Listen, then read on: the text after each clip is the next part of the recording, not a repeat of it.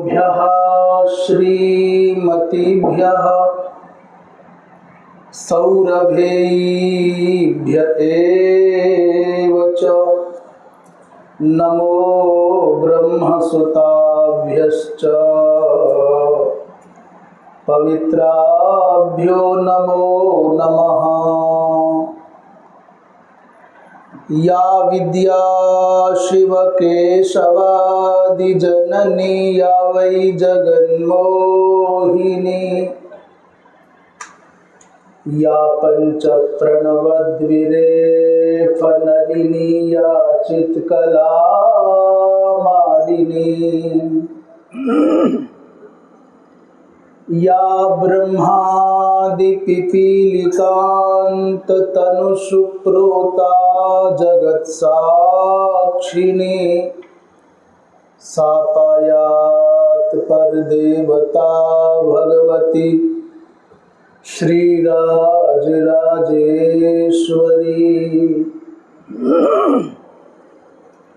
कृष्णाय वासुदेवाय हरये परमात्मने प्रणतक्लेशनाशाय गोविन्दाय नमो नमः।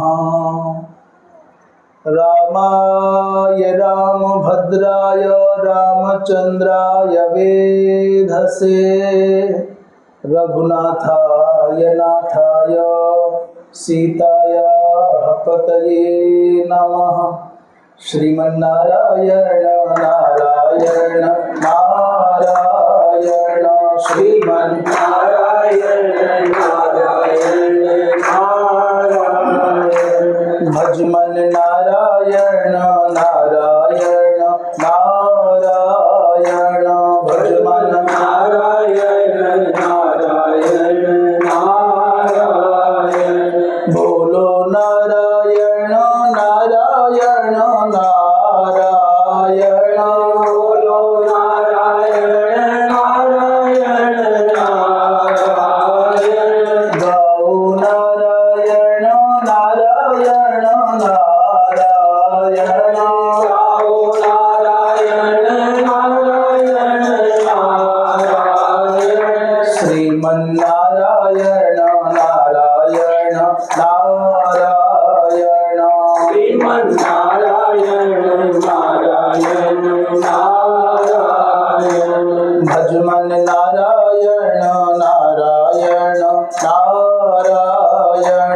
भजमन नारायण नारायण नारायण लक्ष्मी नारायण नारायण नारायण लक्ष्मी नारायण नारायण नारायण बद्री नारायण नारायण नारायण बद्री नारायण नारायण नारायण श्रीमन्नारायण नारायण नारायण श्रीमन्नारायण नारायण नारायण भजमन नारायण नारायण नारायण भजमन नारायण नारायण नारायण बोलिए वृंदावन बिहारी लाल की जय।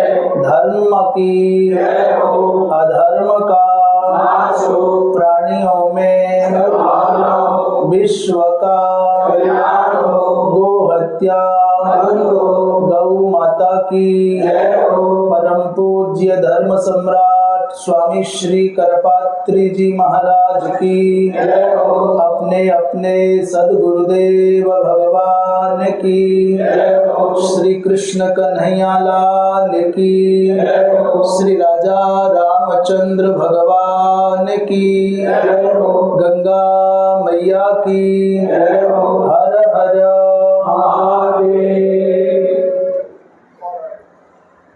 सत्संग परिसर में विराजमान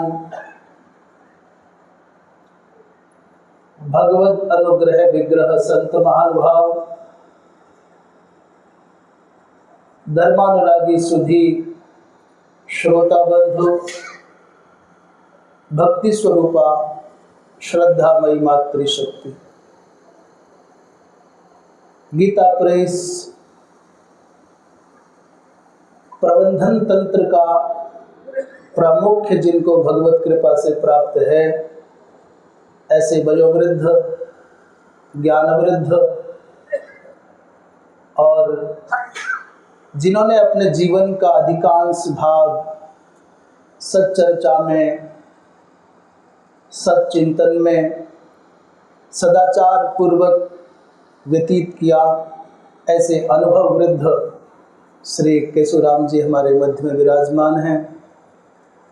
उन्हीं के समीप श्री ईश्वर पटवारी जी और श्री परीक्षित अग्रवाल जी विराजित हैं। अन्य सभी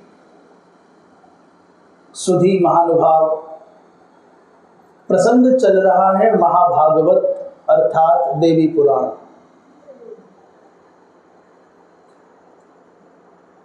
इस बड़े विलक्षण उपपुराण के माध्यम से वेदव्यास जी महाराज उन सुगुप्त पक्षों पर प्रकाश डालते हैं, प्रायः जिनका अन्यत्र श्रवण करने को अवसर सनातनी समाज को नहीं मिलता है। भगवती मां गंगा के प्रादुर्भाव की तिथि सुनिश्चित है। गंगा सप्तमी कहा जाता है, वैशाख शुक्ल पक्ष की सप्तमी, परंतु कल्प भेद से देवी पुराण के अनुसार अक्षय तृतीया को भगवती मां गंगा का प्रादुर्भाव मान्य है। वर्तमान कल्प के अनुसार भगवती मां गंगा का वैशाख शुक्ल सप्तमी ही मानित है, परंतु भगवती मां गंगा का धरातल पर जो अवतरण हुआ वो दसवीं को हुआ। भगवान शंकर कहते हैं देवर्षि नारद, ज्येष्ठ मास में हस्त नक्षत्र में शुक्ल पक्ष की 10वीं तिथि को और मंगलवार का दिन था, जिस दिन भगवती मां गंगा स्वर्गलोक से भूतल पर पधारी। और इस श्रेय जो जाता है, जो भगवत कृपा से तपस्या तो बहुत लोगों ने की। आप जानते हैं कि भगवती मां गंगा के भूतल पर आगमन के कारण क्या है। सगर के वो पुत्र जिन्होंने अपने यज्ञ के अश्व का अन्वेषण करने के क्रम में मनुष्य अतिरेक में आ जाता है, अतिचार करता है, उसी को अत्याचार कहते हैं। अति आचार को ही अत्याचार कहा जाता है। 60,000 की संख्या है तो भीड़ का अपना विवेक नहीं होता, ये स्वतः सिद्ध निसर्ग सिद्ध बात है। भीड़ का विवेक नहीं होता।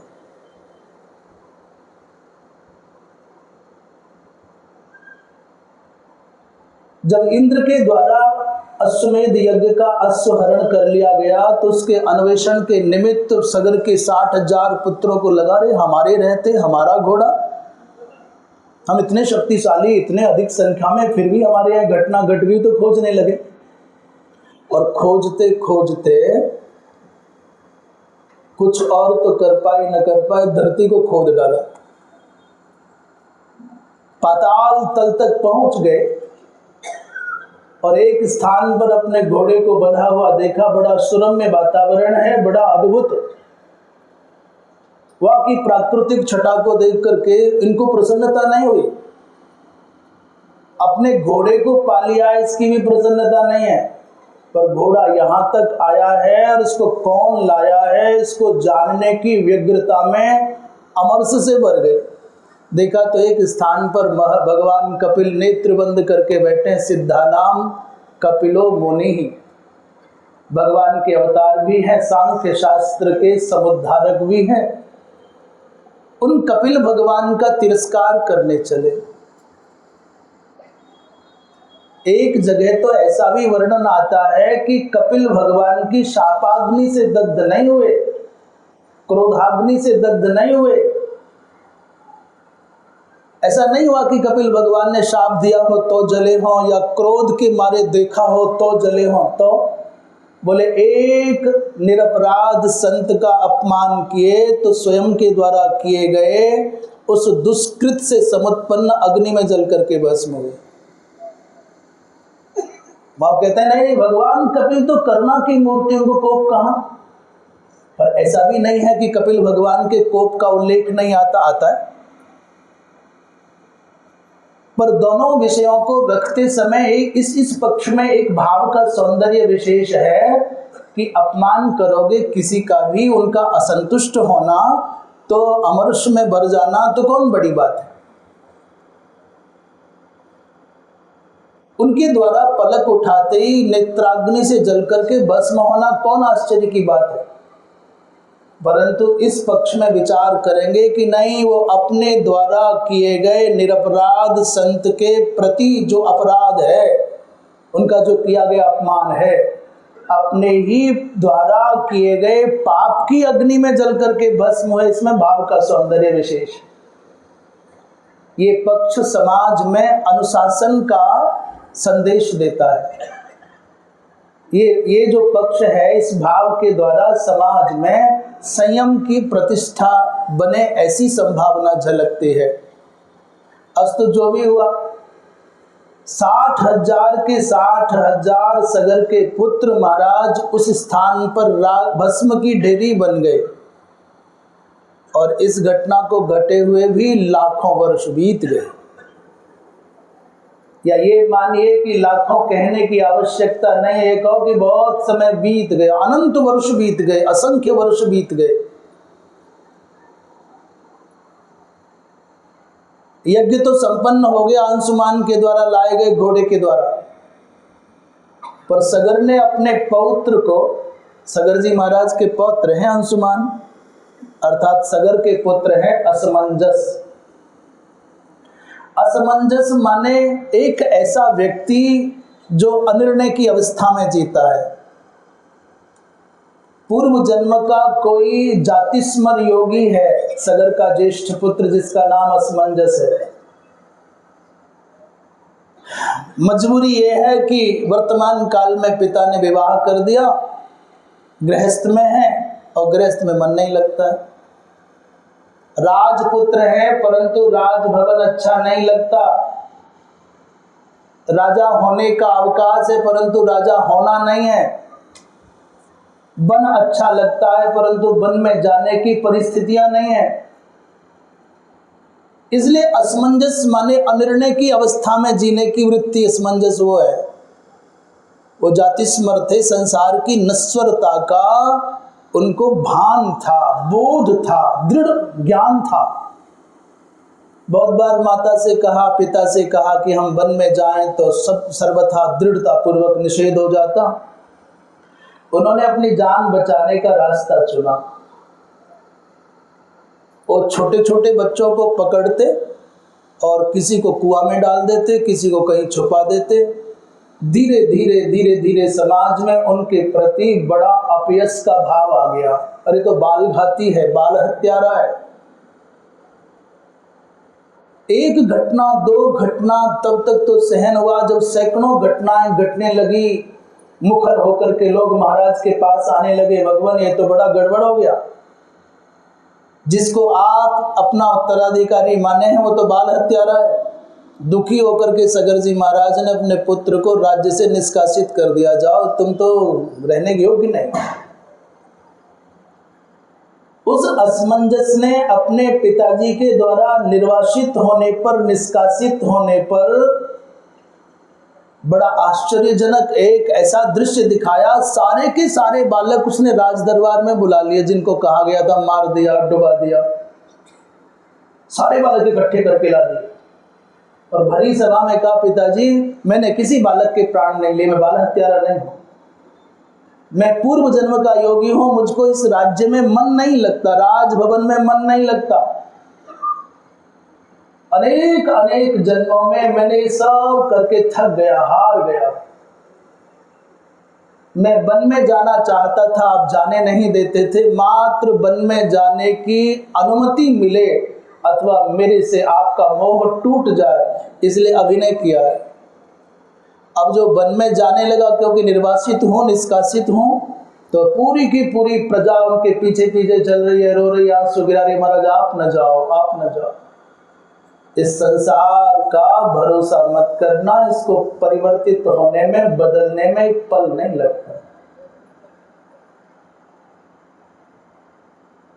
जो प्रजा, जो जनता, जो भीड़ जय जयकार करती है, पलक पावड़े बिछाती है, आपके लिए अपने हृदय के भावों को बिछा देती है, अब उसको थोड़ा असंतोष हो जाए तो वही थुथुकार करने में देर नहीं लगाती। ये जय जयकार को स्थायी मत मान लेना। अनेकों उदाहरण पौराणिक स्तरों पर आप जानते हैं, सुनते हैं। अरे बाबा, कहां पुराणों में जाओगे, रोज घटती हैं घटनाएं। कवि जिनके दर्शन के लिए लाखों की संख्या में लालायित रहते थे, एक समय आया कि उनको चेहरा छुपाना भारी पड़ने लगा। समय को बदलते देर नहीं लगती, इसलिए वर्तमान काल की संप्राप्त प्रतिष्ठा को, प्रसिद्धि को, प्रशंसा को स्थायी मत मानना। तो वर्तमान काल की तुम ये सब अनुभव करते हो कि ये दरिद्रता है, ये दुर्गति है, जीवन में बड़ा विप्लव है, ये भी स्थायी नहीं है, ऐसे भी बदलते देर नहीं लगती। जो प्रजा असमंजस को देखना नहीं चाहती थी, जिन जिनके पुत्र गायब होते हो मार देना चाहते थे, वही आज आंसू गिरा रहे हैं, हमसे बहुत भूल हो गया, आप जाओ मत। उसने कहा हो गया भाई। उन्हीं असमंजस के पुत्र का नाम है अंशुमान। अंशुमान अर्थात सगर के पौत्र, इन्हीं को राजा बनाया गया। और राजा बनने के साथ साथ एक कंधे पर गुरुतर दायित्व आ गया। सगर ने कहा, बेटा अब अपने पूर्वजों का उद्धार करना तेरे हाथ में है। अब हम तो निवृत्त हो गए, कैसे होगा उद्धार? तो कपिल भगवान से ही पता किया। भगवान कपिल ने कहा, भैया भगवती माँ गंगा धरती पर आए और भगवती माँ गंगा के जल का स्पर्श इनके इस भस्म को हो जाए तो सबका उद्धार हो जाए। अब बताओ, भगवती गंगा लाना कोई सरल है? स्वर्गलोक से लाना।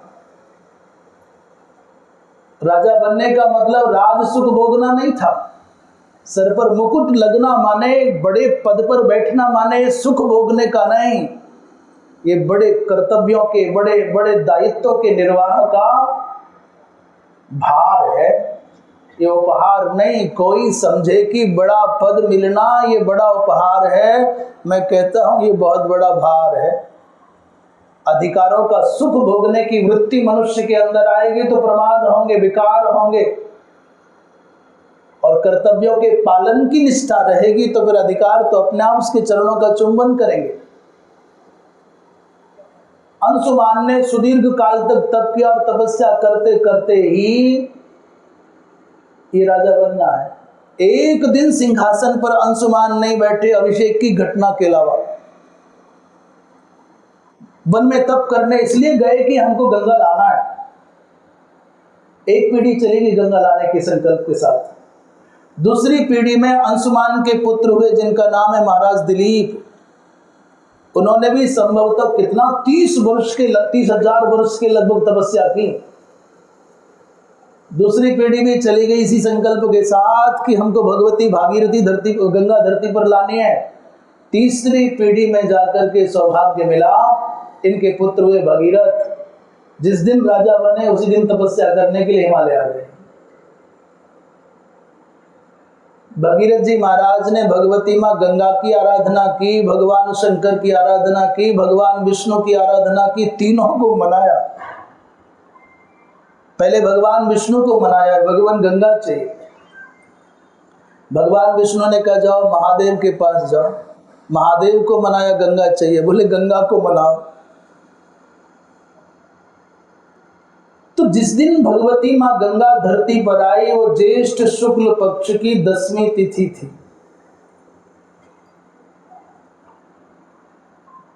भगवती माँ गंगा को कहते हैं भगीरथ रथ खाता वच्छिन्न जल प्रवाह। तो हम कभी सोचते थे कैसे संभव, यहाँ वर्णन आता है कि भगीरथ जी महाराज, और भी थोड़ी रोचकता है इस प्रकरण में, जब भगवती माँ भागीरथ गंगा को लाने में सफलता मिल गई, आश्वासन मिल गया सबका, गंगा आना सुनिश्चित हो गया, तो धरती माता ने राजा भगीरथ के हाथ जोड़ करके निवेदन किया, सातम प्रणम्य राजानम धर्मात्मानम भगीरथम अब्रवीन मुनि शार्दूल वाक्यम सुरुचिरं तदा। अर्थात भगीरथ जी महाराज जो धर्मात्मा हैं, उस राजा को प्रणाम करके पृथ्वी माता ने कहा, राजन धर्ममय साक्षात त्वं महात्मा महीक्षितः। हे राजन, तुम धर्म रूप हो और तुम महात्मा हो। मैं जान गई हूं कि तुम अपने पितरों के उद्धार के लिए, सगर के वंशजों के उद्धार के लिए गंगा को, पुण्यतमा गंगा को धरती पर ला रहे हो, मुझे पता चल गया है। मैं प्रार्थना करती हूं कि तुम गंगा को लाते हो तो गंगा 4 भागों में विभाजित होकर के धरती पर आवे, ऐसा मेरा निवेदन है। चारों दिशाओं से समग्र भारतवर्ष को आप्लावित करती हुई, धन्य करती हुई धरा कहती है, गंगा जी 4 धाराओं में विभाजित होकर के आवे, ऐसा मेरा निवेदन है। तो मेरी प्रार्थना गंगा तक पहुंचा देना। तत्र ते प्रार्थयाम्येत चतुर्दिक्ष्वेव भूपते आसमुद्रा चतुर्धारा भूत्वा मां स पुनाति वै। राजा ने कहा, देवी, हे माँ, हे पृथ्वी माँ, मैं आपका निवेदन, आपकी प्रार्थना माँ गंगा तक पहुंचा दूंगा, पर ये मेरे हाथ में नहीं, आपका संदेश पहुंचाऊंगा। भगवान शंकर कहते हैं, राजन, जब भगवती माँ गंगा से मिलन हुआ साक्षात भगीरथ का और वचनबद्धता हो गई, उस समय राजा ने दधमौ महाशंखम युगांत जलदस्वनम, जब राजा ने शंख बजाया है तो उस शब्द को सुनकर के बैकुंठ नगर से भगवती माँ गंगा भगवान नारायण के चरण कमलों से निश्चित होकर के बाहर आ गई। अर्थात भगवती माँ गंगा के प्रादुर्भाव का संबंध शंख ध्वनि से है। जब जब बाधा आई तब तब राजा ने शंख बजाया है और शंख ध्वनि का अनुकरण करते हुए गंगा आगे बढ़ी है। गंगा कलकलध्वानं कृत्वा वेगवती स्वयं और पपात मेरु श्रृंगेतु प्रकृतिर नीर रूपिणी। भगीरथ जी महाराज शंख बजाते हैं और भगवती माँ गंगा भगवान नारायण के चरणों से निश्रित होकर के मेरु श्रृंग पर आकर के गिरती हैं। उस समय भगवती पृथ्वी माता माँ गंगा का स्तवन कर रही हैं। हे देवी गंगे, हे जगद्धात्री, हे ब्रह्म रूपे, हे सुरेश्वरी, आप लोक का निस्तारण करने के लिए द्रव रूप में आई हैं, मेरे ऊपर प्रसन्न हो जाए, मेरे ऊपर भी आपकी अपनी करुणा का एक कण भी प्राप्त मुझे हो जाए। त्वाम नमन्ति सदा भक्त्या प्रकृतिम द्रव रूपिणी। माँ, जो संसार में आपको वंदन करते हैं, आपका यजन पूजन करते हैं, उनकी कभी संसार में दुर्गति नहीं होती, उनको कभी भय का, यहाँ तक कि यमराज से भी कोई भय उनको नहीं रह जाता। भगवती पृथ्वी ने माँ गंगा से कहा कि न तेषाम दुर्गति क्वापि नवा भीतिर यमादपि। आप अविद्या का उच्छेदन करने वाली हैं।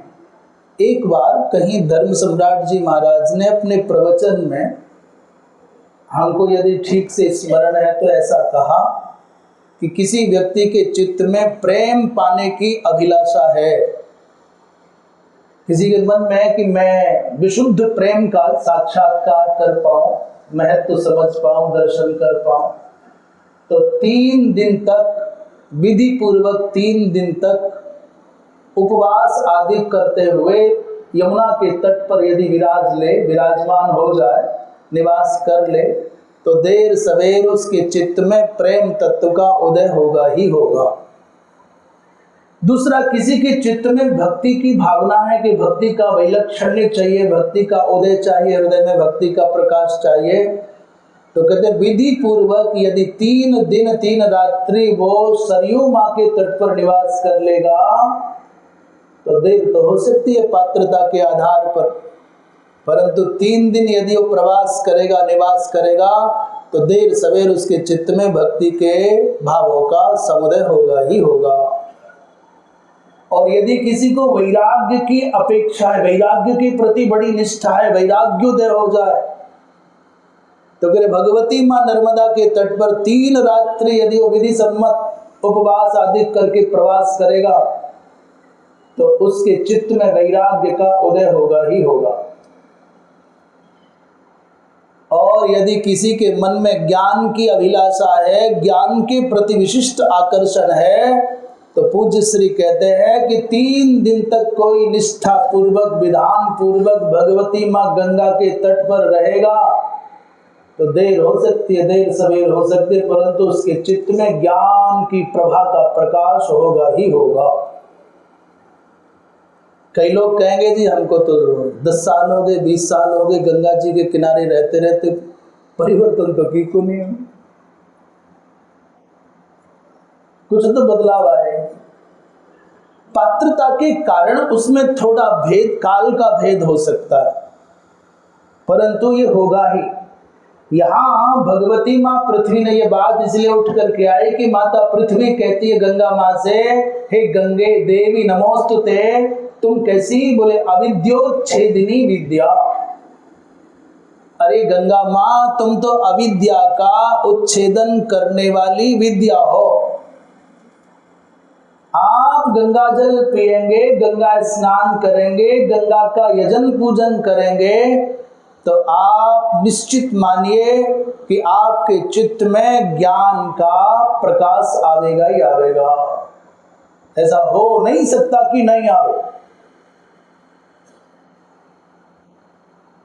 भगवान आप सकल माया का धारण करने वाली हैं। विष्णु देह कृतालय, भगवान विष्णु के देह का आश्रय घर बना करके रहने वाली हैं, जो माँ पृथ्वी माता कह रही है। जो प्राणी, जो मनुष्य तुम्हारे प्रति भक्ति का भाव रखेगा, त्वयि भक्ति ही और त्वयि प्रीति ही, जो तुम्हारे प्रति भक्ति का भाव रखेगा, जो तुमसे प्रेम करने वाला होगा, जो त्वयि श्रद्धा माने तुम में श्रद्धा रखने वाला होगा, और त्वयि मति जो तुम में ही अपनी बुद्धि का अर्पण, समर्पण और तर्पण करने वाला होगा, न ते मृत्योर बस मायांती, माँ उनको अर्थात कभी भी यमदूतों के पास में नहीं बंधना पड़ेगा। यमराज, यमदूतों की तो बात क्या बोले, यमराज की सामर्थ्य नहीं है कि गंगा भक्ति संपन्न हृदय वाले प्राणी को यमराज अपनी दृष्टि से देख ले। भगवती माँ गंगा ने पूछा कि क्या चाहती, इतनी स्तुति करने का उद्देश्य क्या है? देखो सामान्य व्यवहार की बात बता रहे, एकदम सामान्य। कोई तुम्हारी प्रशंसा कर रहा है कि आपके जैसा धर्मशील, आपके जैसा धर्मात्मा, आपके जैसा उदार, तो शब्दों के जो प्रशंसा के बोल हैं, उन्हीं प्रशंसा के बोलों से समझ लेना कि किस दिशा की ओर इनका भाव जा रहा है। आपसे कुछ चाहते हैं वो।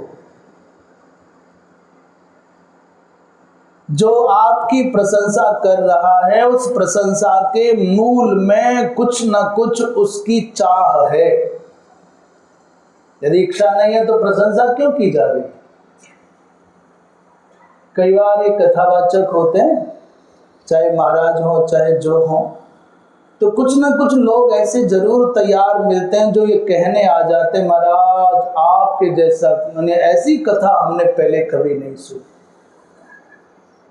महाराज जरूर कुछ ना कुछ आपको ऐसा कहने वाले मिलेंगे, और पूछ लो लौट के क्या सुना, बोले ओ तो भूल गए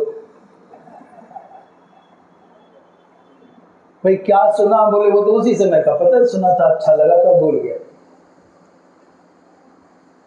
भगवती माँ गंगा ने पूछा कि चाहती क्या हो, तो धरती माता ने कहा कि आ समुद्रा चतुर्धारा त्वं मम पृष्ठतः भूत्वा त्वं मम पृष्ठतः अवहृत्य सरितां श्रेष्ठे पवित्रं कुरु मे तनो। इतनी इच्छा है 4 धाराओं में विभाजित होकर के मुझ पूरी धरित्री को पावन बनाओ।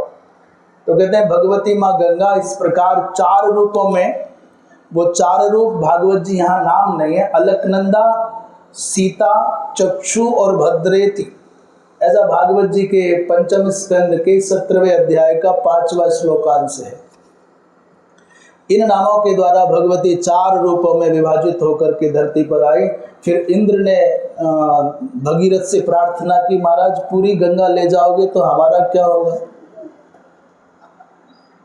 हाँ, ये इस पुराण की सुंदरता है, विलक्षणता है।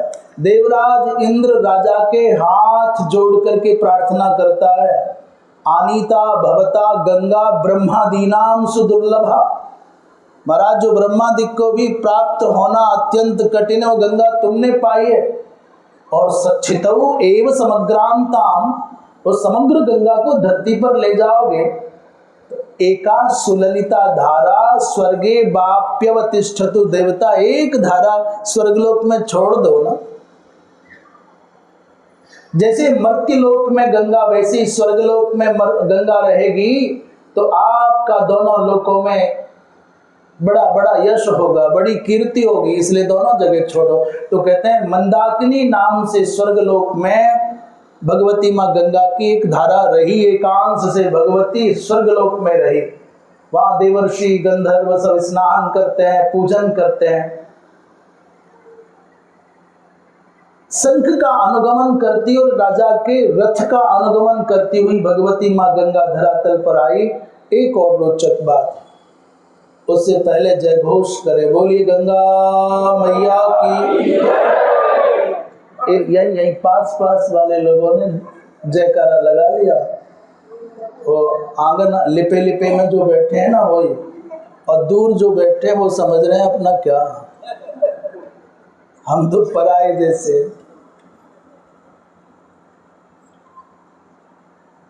नहीं, केवल यहाँ 3 नंबर सत्संग भवन में जो बैठे हैं सत्संग परिसर में वही जय घोष करें। ये कोई प्रतिबंध थोड़ी कि यहीं के करेंगे। जो 1 नंबर या 2 नंबर या 4 या 5 में सुन रहे हैं वो नहीं करेंगे। नहीं, जहां बैठे हो वहीं से करो। तुम गंगा जी का जय घोष करोगे, गंगा जी तुम्हारे लिए तैयार मिलेंगे। एक सामान्य किसान खेत में जो बीज बोता है, खेत लौटा करके उसी बीज को कई गुना अधिक करके लौटा देता है। गन्ना बोगे छोटा सा टुकड़ा बड़ा करके पहुंचा देता है। एक बाजरे का दाना डालते हैं तो सैकड़ों बाजरे के दाने मिल जाते हैं। तो सामान्य खेत जब तुम्हारे द्वारा कुछ दिए जाने पर तुम्हारा ऋण लेकर के चुप नहीं बैठता, तो तुम देवत्व के निमित्त जो आस्था समर्पित करोगे तो देव सत्ता कैसे चुप बैठ जाएगी। इसलिए अपने पुण्यों का बीज बोते रहना चाहिए। जी क्यों बोते रहे, जरूरत नहीं हो तब, हाँ तब भी हमको निष्काम भाव से जीने वाले, हमको कुछ नहीं चाहिए बोले तब भी बोलना चाहिए। एक बार सुनते हैं कि 12 वर्ष अकाल होगा, ऐसी घोषणा हो गई, 12 वर्ष तक वर्षा नहीं होगी। तो लोगों ने सोचा कि जब 12 वर्ष तक इस क्षेत्र में वर्षा ही नहीं होगी तो काय को खेती करना, काय को हल चलाना और काय को यहाँ रहना। 1 वर्ष 2 वर्ष 3 वर्ष होते होते धीरे धीरे वृक्ष सूखने लगे, फसलें खत्म हो गई, लोग गांव घर छोड़ करके भागने लगे, जो नहीं गए अधिक से अधिक मर गए। पर उसी में से एक किसान ऐसा जिद्दी निकला, उसे पता था कि 12 वर्ष तक वर्षा नहीं होनी, और वो बैठा बैठा सोचने लगा 12 साल तक वर्षा नहीं होनी तो 12 साल के बाद तो होगी ना। नहीं, मैं मेरी जन्मभूमि छोड़ करके नहीं जाऊंगा। सब जाते हो जाए, गांव के लोग चले गए, पड़ोसी चले गए, परिवारी चले गए, पर वो न गया। एक दिन बैठे बैठे शरीर ऊब गया, उदासी होने लगी, क्या करे, कब तक बैठेंगे। अरे बोले कहीं ऐसा ना हो कि 12 साल के बाद जब वर्षा होगी तो मेरा अभ्यास छूट जाए, मैं हल चलाना भूल जाऊं। तो नहीं होगी तो नहीं होगी, इससे क्या, चलो हल तो चलावेंगे। वो हल और बैल लेकर के खेत में पहुंच गया। लोग हंसे, कहते हैं कि किसी देव पुरुष ने पूछा, रे क्या करेगा हल चला करके, पागल है क्या, 12 साल तक वर्षा नहीं होनी तो क्यों जा रहा है हल बैल लेकर के खेत में? उसने कहा, इसलिए जा रहा हूं कहीं मैं हल चलाना भूल न जाऊं। और ये बात जोर से कही या धीमे कही, पर ये बात देवराज इंद्र के कानों तक पहुंच गई कि किसान कहता है, मैंने यदि 12 साल तक हल नहीं चलाया, खेत नहीं गया तो कहीं हल चलाना भूल न जाऊं। और वो खेत में हल चला रहा है। दूर दूर तक बादल का कोई टुकड़ा आकाश में नहीं था। और इंद्र के मन में ये खलबली मच गई, अरे बात तो सही है, 12 साल तक मैं नहीं बरसा तो कहीं वर्षा करना भूल गया तो, कहीं भूला तो नहीं हो, चलो देख लेते हैं चेक करके। इसने हल चलाया और उसने वर्षा करना शुरू कर दिया। आप निष्काम भाव से भी साधना करते हैं तो भी सत्कर्म के करने में आपकी अनवरत रुचि रहनी चाहिए। भगवान कृष्ण का जो पवित्र संदेश है वो ये है कि कर्मण्येवाधिकारः ते कर्मणि एव अधिकारः। तुम्हारा कर्म में अधिकार है, कर्म के फल का निर्धारण करने में और कर्म के फल का उपभोग कर सकने की शक्ति में तुम्हारा अधिकार नहीं है। आप क्या सोचते हो इतना आसान है? कुछ भी भोगने के लिए, कुछ भी करने के लिए समय भी चाहिए और स्थान भी चाहिए, शरीर की अनुकूलता भी चाहिए, इंद्रियों की शक्ति भी चाहिए। इस संसार में भोगों की कमी नहीं है, घी चारों ओर है, पर घी तो है, घी न पचाने की शक्ति भी तो होनी चाहिए। भोग न पहले कभी कम थे, न आज कम है, न जब तक ये सृष्टि रहेगी तब तक कम होंगे। बस मरना तो केवल भोक्ता को है।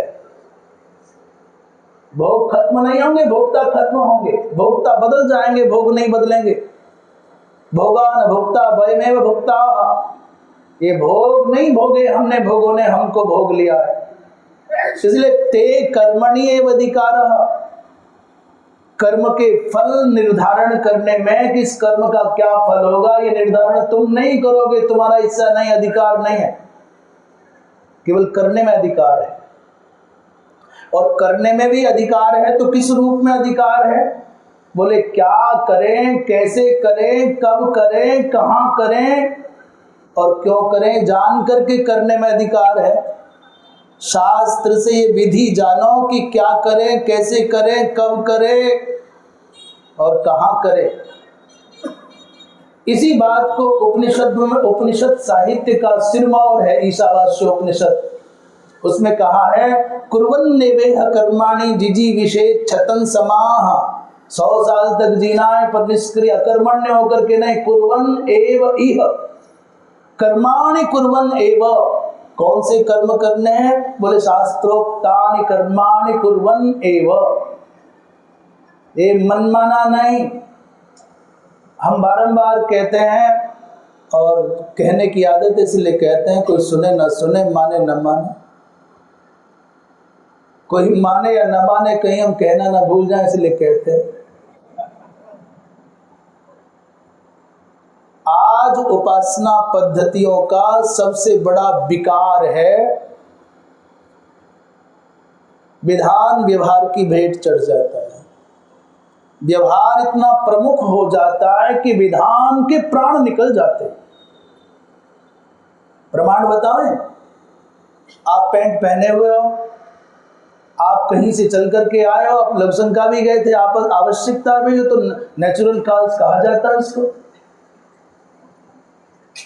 और भागवत जी की कथा हो रही है, वहां पंडित जी आपको जानते हैं, आप संपन्न व्यक्ति हैं, आपके आने से कुछ दक्षिणा भी मिलने की संभावना है। उन्होंने तुरंत गाइए ना भाई साहब, थाली आरती करिए ना। वो नहीं जानते इस बात को कि आप सुचिता पूर्ण नहीं है, आप स्वच्छ नहीं है, शुद्ध नहीं है, और आपने तुरंत सम्मान की भावना से व्यवहार को आदर देते हुए थाली पकड़ ली। वो थाली आरती की पकड़ाने वाले जितने अपराधी हैं उससे अधिक अपराधी आप भी हैं कि उसको नहीं पता, पर आपको तो पता है ना कि आप आरती करने के योग्य नहीं है। पर एक फोटो खिंचाने की बीमारी के चक्कर में आपने अपनी पवित्रता अपवित्रता का विचार नहीं किया और आरती की थाली पकड़ करके लग गए। ये विधान व्यवहार की भेंट चढ़ गया। क्या होगा उस आरती करने से भाई? विनम्रता पूर्वक हाथ जोड़ के कह दो भाई मैं चल के आया हूँ, मेरा शरीर स्वच्छ ना होगा, न जाने कैसे लोगों से छू गया होगा, नहीं मैं हाथ जोड़ के बाहर खड़ा हूँ, आप आरती कर दीजिए, आपको अपनी ओर से कहना चाहिए। पर आज की स्थितियां ये है कि यज्ञ हो चाहे कुछ हो, आप देख रहे हैं ना चारों ओर कहते हैं महायज्ञ हो रहा है, बहुत बड़ा यज्ञ हो रहा है, उसमें अभिनेता आ जाए, अभिनेत्री आ जाए, नेता आ जाए, कोई आ जाए, और जो आ रहा है जब आ रहा है तभी स्वाहा स्वाहा कर जा रहा है। और बड़े बड़े धुरंधर जो कहते हैं कि नहीं शास्त्रों पर तो हमारा ही का अधिकार है, हम ही ठेका लिए हैं टीका करने का, हमारे से बढ़कर के कोई प्रामाणिक आचार्य नहीं है, ज्ञानी नहीं है। उन ज्ञानियों के यहाँ पर यह हो जाता है कि यज्ञ विधान व्यवहार की भेंट चढ़ जाता है। और तुम भी मगन हो क्योंकि तुम तो सनातनी हो, और तुम सनातनी कैसे जा सनातनी ना हो? हाँ बिल्कुल। इसलिए सावधान रहना चाहिए कि विधान का रक्षण हो जाए और व्यवहार भी सुरक्षित रह जाए, मध्य का मार्ग चुनना चाहिए। ऐसा ना हो कि व्यवहार की अधिकता के चक्कर में विधान गौण हो जाए। इसलिए कर्मण्येवाधिकारस्ते मां फलेषु कदाचन, फल के निर्धारण में भी तुम्हारा अधिकार नहीं है। तुम निर्धारण नहीं करोगे कि इस कर्म का ये फल है, वो विभाग अलग है। तो क्या फिर बोले कर्म क्यों करें? बोले मां कर्म फल हेतुर्भू माते, क्या है आगे, माते संगह अस्तु अकर्मणि। तो जब हमको ना कर्म के फल में कोई अधिकार है और ना ही कर्म फल के हेतु बनने का हमको कोई अवकाश है, तो क्यों करें कर्म? बोले इसलिए करो कि तुम्हारी कर्म न करने में अरुचि न हो जाए। माते संगह अस्तु अकर्मणि, ये निष्क्रिय होकर के बैठ जाने की बात मन में आ गई, कछु लेना न देना, मगन रहना, इससे बड़ा झूठ दुनिया में कुछ न होगा। इस संसार में एक भी प्राणी ऐसा न मिलेगा जो बिना कुछ किए एक पल भी रह जाए। हम नहीं कह रहे, भगवान ही कह रहे। जातु तिष्ठत्य कर्म कृत, एक क्षण भी कोई एक क्षण भी बिना कर्म किए रहेगा नहीं। करना ही है तो मनमानी मत करो, शास्त्र जिसका निर्देश करे वैसा करना चाहिए। वृंदावन बिहारी लाल की।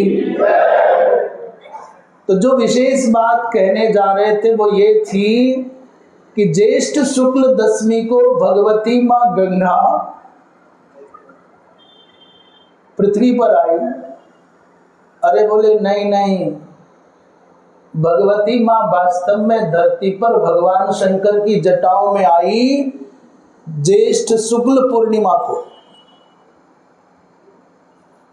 देवी पुराण की सुंदरता है, ज्येष्ठ पूर्णिमा में भगवती मां गंगा आई और भगवान शंकर की जटा जूट के मध्य में समाविशत मध्याह्न के समय आई। और जटा जूट में रहते रहते भगवती मां गंगा को 1 वर्ष हो गया। जटा कटाह संभ्रम भ्रमण निलिंप निर्झरी। निलिंप निर्झरी माने भगवती मां गंगा भगवान शंकर के जटा कटाह में घूम रही है, मार्ग नहीं मिल रहा।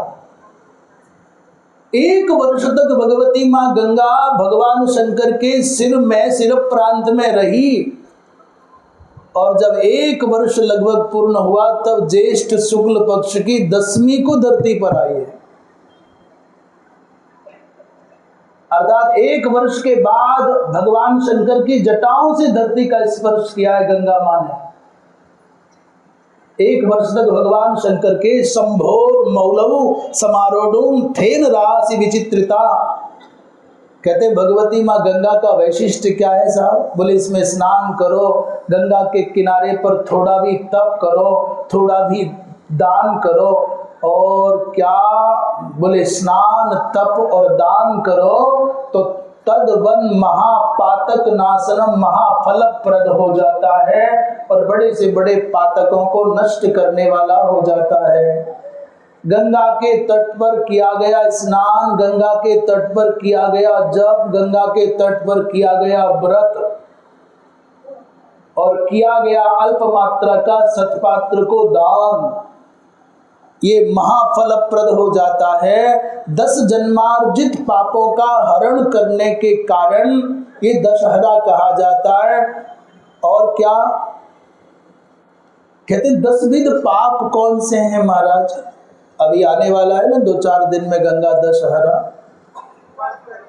हाँ 5 तारीख को है, 5 जून को, और 6 को फिर निर्जला एकादशी, 7 को निर्जला एकादशी। अच्छा 6 को, अच्छा आपने समझ लेना, अपने सांप्रदायिक निष्ठाओं के आधार पर निर्णय कर लेना कि कब है। हमने कोई पंचांग देखा नहीं, इसलिए हमें अभी निर्णय करने की स्थिति में नहीं है, और पंचांग कोई दिखा देगा तो देख लेंगे, नहीं तो देखते भी नहीं है। परंतु जब भी हो अपनी सांप्रदायिक निष्ठा के आधार पर, अपने गुरु परंपरा के आधार पर, अपनी कुल परंपरा के आधार पर एकादशी करना। अब प्रसंग आ गया तो ये चर्चा थोड़ी कर लेते हैं। अभी हमको नहीं पता 6 को है कि 7 को है। हाँ कुछ कह रहे 6 को है। हाँ ठीक है, जब उस विषय में नहीं जाते, हम एक निवेदन कर रहे हैं दोनों बातों से हट करके। जो 6 को करेंगे वो भी सनातन धर्मी हैं, जो 7 को करेंगे वो भी सनातन धर्मी हैं, और जो नहीं करेंगे एक ऐसे भी हैं वो भी सनातन धर्मी हैं। भाई सनातन धर्म की सुंदरता सच में बहुत अद्भुत है। इसी भारतवर्ष में सनातन धर्म की पूर्ण मान्यताओं को आदर देने वाला एक संप्रदाय है, राधा वल्लभी संप्रदाय। कहते वहां एकादशी करनी नहीं है। हमको बड़ा आश्चर्य लगा। अच्छा ये भी बात है भाई, अपने सांप्रदायिक निष्ठा है, उस परंपरा के आचार्यों ने जो उचित समझा होगा, अपने अनुवर्तियों के कल्याण के लिए बताया होगा। परंतु ऐसा हमको किसी भी प्रामाणिक आर्ष ग्रंथ में नहीं मिला कि एकादशी व्रत नहीं करना है। हमको कहीं नहीं मिला, किसी भी आर्ष माने ऋषि प्रणीत ग्रंथ में, किसी पुराण में, किसी स्मृति में कहीं नहीं ऐसा है। विहित का उल्लेख पर्याप्त माने कौन ऐसा पुराण होगा जहां चर्चा ना हो कि एकादशी करो एकादशी करो। ऐसा मत समझना, सनातन का स्वरूप इतना विराट है, उसमें अनेक शाखा अनेक धाराएं हैं। गजब क्या होता है, पहले दिन जिनकी एकादशी है वो उस दिन कहते नहीं आज तो मेरा एकादशी है, आज मैं को नहीं खा सकूं, और वो चावल को नहीं खाऊं, रोटी को नहीं खाऊं, ये करे। और जिनकी कल एकादशी वो आज चावल खा रहे ठाट से। बोले आपने तो खा ले, मैंने चावल नहीं खाया तो रोटी तो खाई है, आपने एकादशी कल है। कुछ लोग आज एकादशी मान रहे हैं और कुछ लोग कल मानेंगे, तो कल वाले आज खा रहे हैं। अब गजब बात होगा, कल जो एकादशी करेंगे उनके सामने दूसरे वाले चावल लेकर के बैठे, बोले आज तो चावल में पारणा करनी है। पारणा तो चावल से होगी, भात से होगी। ये सनातन का सौंदर्य है। मैं कहता हूं पहले दिन करो या दूसरे दिन करो, करो तो सही। तुम तो इस भाव से करो कि एकादशी व्रत कर रहे हैं, बाकी हिसाब वहां है। मैं जो बीच की बात कहने जा रहा था, निवेदन कर रहा था, ध्यान से सुनने योग्य बात है। हम इस विषय में नहीं जाते कि पहली करें कि दूसरी करें, पर जिन लोगों को, जिन महानुभावों को पहली एकादशी करना है कुल परंपरा गुरु परंपरा के अनुसार, उनको इतनी सावधानी रखनी है कि दूसरे दिन तब तक व्रत की पालना ना करें जब तक एकादशी का कालमान पंचांग के अनुसार चल रहा है। अगले दिन 1 घंटा 2 घंटा रहेगी ना। 90% पहले दिन एकादशी 90% रहती है। 90% पहले दिन की एकादशी पूरे दिन में 90% रहती है। कहो 95% रहेगी, कहो 99% होगी, क्योंकि 10वीं विद्या के विचार है अरुणोदय काल का, इतनी घटिका, इतने काल का, और दूसरे दिन एकादशी का मान मिलता है बहुत थोड़ा सा। तो जिन्होंने पहले दिन एकादशी की है वो दूसरे दिन एकादशी की पारणा तब तक ना करें जब तक द्वादशी ना लग जाए। ये सावधानी बरतना। पहले बताओ बात समझ में आई कि नहीं आई? अगले दिन पता कर लो कि एकादशी कितने बजे तक लगी है, उसी के बाद फिर करो पारणा। अच्छा, और दूसरे दिन जो एकादशी करने वाले हैं उनसे निवेदन, उनकी जिम्मेदारी ज्यादा है। जो दूसरे दिन एकादशी व्रत करते हैं उनकी जिम्मेदारी ज्यादा है। उनको ये ध्यान रखना चाहिए पंचांग के अनुसार कि एकादशी पहले दिन कितने बजे लग गई। यदि मानो सवेरे 8 बजे एकादशी लग गई 10वीं में, तो उस 8 बजे के बाद में यदि आप निष्ठावान हो तो फिर अन्न मत खाना, एकादशी तो लग गई। दूसरे दिन व्रत करना ये आपकी सांप्रदायिक निष्ठा है, ये कुल परंपरा या गुरु परंपरा है, करना चाहिए। परंतु जिस समय से आपका शास्त्र निर्धारित कर देता है कि एकादशी आरंभ हो गई, ये बात क्यों कह रहे हैं हम?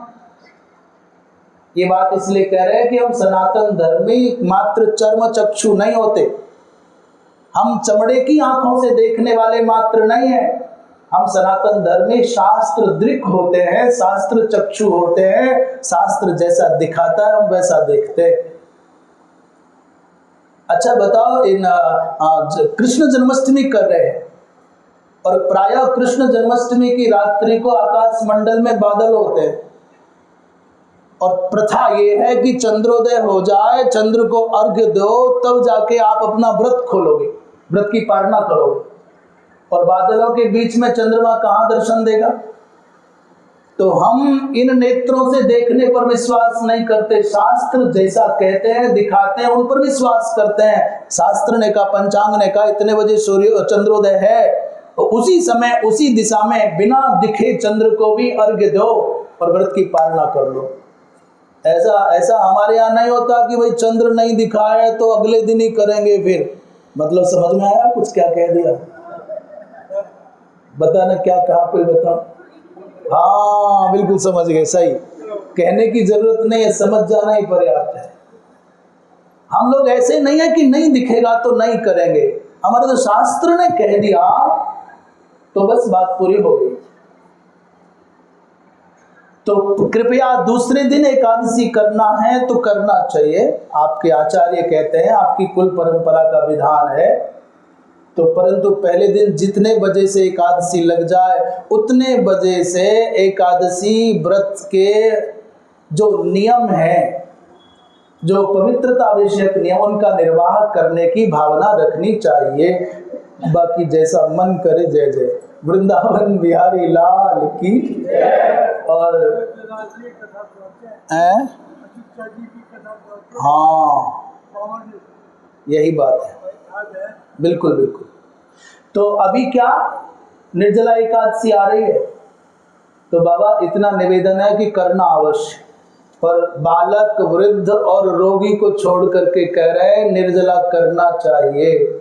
इतना सुंदर, इतना शीतल, इतना पवित्र वातावरण भारतवर्ष में कहीं और मिलेगा कि नहीं मिलेगा, कहा नहीं जा सकता। और ये अवसर हाथ से चला गया तो ये अवसर लौट के नहीं आएगा। इसलिए इस एकादशी के द्वारा जो संभावित पुण्य प्राप्ति का अवसर है, जो पापों के क्षरण का पावन अवसर है, क्योंकि कहा जाता है अनशन से बढ़कर के कोई और पाप नाशन का उपाय नहीं है। भगवान नाम भी है, पर अनशन के साथ भगवान नाम करोगे तो और अधिक फलदायक हो जाएगा। जी भाई साहब कुछ कहे। इस बार निर्जला 2 दिन है। अच्छा। 10वीं को रात को एकादशी लग जाएगी। अच्छा। और पहले 6 तारीख को पूरे दिन रहेगी। अच्छा। और 7 तारीख को सुबह 4:45 बजे तक है। अच्छा। एकादशी का अगर हम लोग करें तो पहले दिन बिना चल रहे हैं या दूसरे दिन बिना चल रहे हैं? अभी हमने उत्तर तो अच्छा उत्तर तो दे दिया हमने। हम इस विषय में नहीं जानना चाहते कि पहली और दूसरी। हमें कहते हैं आपकी आचार्य परंपरा, जहाँ से आपकी दीक्षा हुई है, आपके गुरुदेव क्या करते हैं, आपकी कुल परंपरा, आपके पिता पितामह आदि क्या करते हैं, ये दो विकल्प है। यदि मान लीजिए हो कि दीक्षा नहीं हुई, पता नहीं गुरुजी करते हैं कि नहीं करते हैं, और हमारे परिवार में संस्कार है कि नहीं है, तो फिर एक मार्ग बचता है। आज वर्तमान काल में जो भी महापुरुष प्रतिष्ठा के साथ सनातन धर्म की सेवा कर रहे हैं, उन महापुरुषों में से जिन भी महापुरुष में आपकी आस्था बनती हो, विश्वास बनता हो, तो उनके अनुसार अपनी निष्ठा स्थापित करके चाहे पहले दिन कर लो और चाहे दूसरे दिन कर लो, तपस्या करोगे तो फल तो होगा ही। दोनों ही पक्ष का समादर शास्त्रों में प्रचुर मात्रा में है। इसको दो प्रकार से विभाजित किया जाता है। एक पक्ष है जिसका आग्रह ये है कि हमको एकादशी व्रत करने पर द्वादशी में पारणा मिलनी चाहिए। कुछ समझ में आया कि नहीं आया? द्वादशी में पारणा हमको प्राप्त होनी चाहिए, चाहे दशमी शुद्धा हो या बुद्धा हो, माने विद्धा हो। वो दशमी का विचार नहीं करते, उनको जिद है कि हमको द्वादशी में पारणा मिले। इस पक्ष में सबसे प्रमुख उदाहरण माना जाता है श्री अम्बरीश जी महाराज का। उनको बड़ी लगन लगी है कि नहीं द्वादशी ना निकल जाए, द्वादशी ना निकल जाए। इसका मतलब सनातन परंपरा का ये विचार है कि द्वादशी पारणा आवश्यक है। पर एक विचार ऐसा है जो ये कहता है कि द्वादशी में पारणा मिले या ना मिले, पर दशमी विद्या नहीं करना। तो एक विचार ऐसा है अनादि काल से जो द्वादशी के पारणा को प्रमुखता देता है, प्रधानता देता है, और एक विचार ऐसा है जो दशमी विद्या का बहुत प्रगाढ़ता से विचार करता है। यही भेद है, इसमें कोई और संघर्ष नहीं, विवाद नहीं है। जिनको दशमी विद्या का विचार करना है वो बाद वाली एकादशी करते हैं, और जिनको द्वादशी पारणा का प्राधान्य अभीष्ट है वो पहली एकादशी करते हैं। यही भेद है मोटा मोटा। इसमें ना शैव का, ना वैष्णव का, ना शाक्त का कोई विचार, कोई भेद नहीं है। और मैं तो तीसरी धारा की चर्चा करूं, एक तो ऐसे बोले आई को नहीं एकादशी, बढ़िया खीर पकाओ, ठाकुर जी ने लगाओ भोग और खा लो। राधावल्ली संप्रदाय में ऐसा सुनते हैं। आपने किसी ने सुना कि नहीं सुना? हाँ, ऐसा तो ये सब चलता है। सनातन धर्म बड़ा व्यापक है, इसमें सब निर्वाह हो जाते हैं। बोलिए वृंदावन बिहारी लाल की। क्या प्रसंग चल रहा था? 10 प्रकार के पापों का समन हो जाता है भगवती माँ गंगा में स्नान करने से। अब ये प्रसंग थोड़ा बढ़ जाएगा। 10 प्रकार के पाप कौन से हैं मोटा मोटा बता दें। शरीर के द्वारा संपन्न होने वाले 3 पाप हैं, और वाणी के द्वारा होने वाले 4 पाप हैं, और फिर मन के द्वारा होने वाले 3 पाप हैं। ये कुल मिलाकर के 10 हो गए। 10 प्रकार के पापों का समन हो जाता है। ये बात हमने बता दी आपको कि 1 वर्ष तक भगवती माँ गंगा भगवान शंकर की जटाओं में रही। तो जटाओं में आई कब? बताओ, जटाओं में कब आई? ज्येष्ठ पूर्णिमा को आई। और जटाओं से निकल करके धरती पर कब आई? बोले 1 वर्ष के बाद में ज्येष्ठ शुक्ल पक्ष की 10वीं मंगलवार हस्त नक्षत्र में भगवती माँ गंगा यहाँ आई। इसके लिए महाराज बड़ी प्रार्थनाएं करनी पड़ी। भगीरथ जी महाराज बहुत रोए, भोलेनाथ आप ही की आज्ञा से गंगा जी को वहां से लाए। दृष्टांत थोड़ा अटपटा सा है, पर दृष्टांत दृष्टांत होता। कहते हैं सामान्य भाषा में, आसमान से गिरे तो कहाँ अटक गए। अब मैं नहीं कह रहा भैया, मैंने कुछ नहीं कहा। लोग कल को कहते हैं कि भगवान शंकर की जटाओं को इन्होंने तो हजूर खजूर कह दिया। मैंने कुछ नहीं कहा। हाँ, मेरे ऊपर मत डालना। महाराज सब बात बन गई, और ये हाथ से सारा का सारा देखते देखते फिसल गया। रोए भगवान शंकर के सामने और कहा भगवान आप ही की आज्ञा से तो सब ये हुआ। भोलेनाथ ने कहा ठहर जा, 1 साल तक यहाँ रहने दे, उसके बाद विचार करेंगे। उसके बाद जब भगवती माँ गंगा भगवान शंकर की जटाओं से निकली तो प्रवाहित होकर के चली, तो सबसे पहले देवताओं ने पूजन आदि किया, ऋषियों ने पूजन किया। हिमालय और मैना दोनों के दोनों पूजन करने आए। अपने माता पिता को देखा तो गंगा माँ ने उनको पहले प्रणाम किया। श्रुत्वा मैना गिरीन्द्रश्च द्रष्टुम निकट माययौ। मैना और गिरीन्द्र माने हिमालय ने सुना कि हमारी ज्येष्ठ पुत्री गंगा स्वर्ग से भूतल पर आई है, तो देखने आए। तौ दृष्ट्वा पितरौ गंगा प्रणिपत्य सुरोत्तमा। भगवती माँ गंगा ने अपने माता पिता को नमन किया और ताभ्याम संपूजिता तूर्णम पपात धरणी तले। हिमालय और मैना के द्वारा पूजित होकर के, सम्मानित होकर के माँ गंगा आगे बढ़ी है। बोलिए वृंदावन बिहारी लाल की। एक बड़ा विचित्र प्रसंग और है। चल करके वहाँ से ऋषिकेश आ गई और यहाँ से हरिद्वार पहुँचने लगी। तो हरिद्वार से पहले एक घाट है जिसका नाम है सप्त सरोवर घाट। सप्त सरोवर कहते सप्त सरोवर नाम क्यों पड़ा? सप्तधा कथम अभूत गंगा। उस समय जब भगवती माँ भागीरथी गंगा हरिद्वार में आई तो वहां सप्त ऋषि यहीं बैठ करके अलग अलग कुटियां बना करके तपस्या करते थे। उन सप्तर्षियों ने देखा भगवती माँ गंगा को, देव दुर्लभ गंगा धरती पर आ गई, तो अभ्यर्च्य वीक्ष्य सबने पूजन किया और सबने अलग अलग शंख बजाए। गंगा जी का शंख ध्वनि से बड़ा गहरा संबंध है, बात हमने पहले कही थी। जैसे ही सप्त स्थानों पर अलग अलग शंख बजे तो गंगा जी की 7 धाराएं बन गई और एक एक ऋषि के समीप होकर के बहने लग गए।